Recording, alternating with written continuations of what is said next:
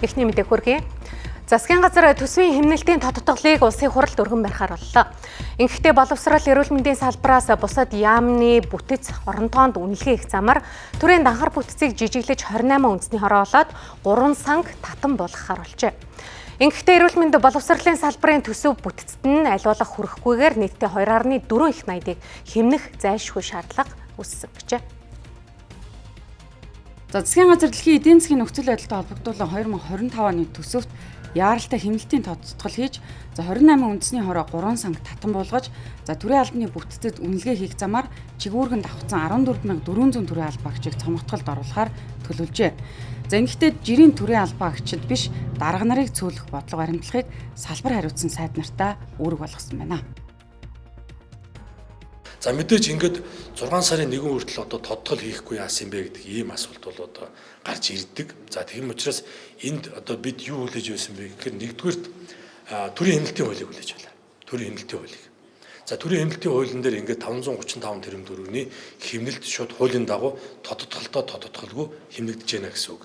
За дээрээс нь мөн тодтогол хийхэд хуулийн онцгой заалт байдаг.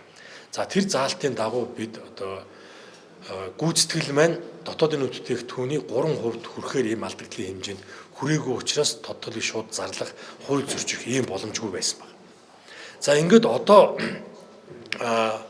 шинэ засгийн газар байгуулагдаад ерөнхий сайдын бодлого зарласны дагуу төрийн засгийн газрын бүтэц бүрэлдэхүүнд өөрчлөлт оруулаад 34-ийн 1-ийн 3 заасны дагуу төсвийн хэрэглэн захирагч буюу сайд нарын хооронд төсвийн зохицуулт хийх шаардлага үүсэж байгаа.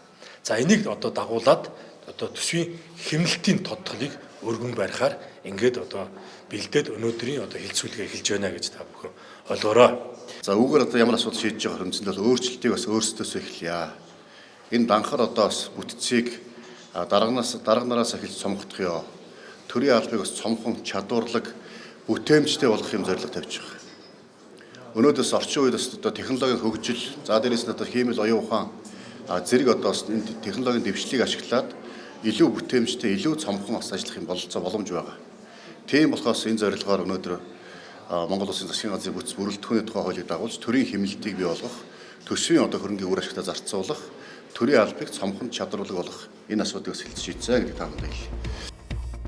За манай улсын эдийн засагт хүчтэй нөлөөлдөг хятадын эдийн засаг тодорхойгүй байдал үүсэж төсөөлж байсан өсөлтүүд нь саарч эхэлсэнтэй холбоотой манай гол түүхийд нүүрсний зах зээлийн үн 1-р сараас хойш хурдтай уналж эхэлсэн нь төсөвт тодтогдол хийхээс өөр аргагүй байдалд хүргэсэн гэдгийг сангийн сайд онцолж байна. За түүнчлэн дэлхийн эдийн засгийн нөхцөл байдалтай холбогдуулан оны сүүлээр дахин тодтогдол хийх нөхцөл байдал үүсэж болзошгүй гэдгийг хэлж байна.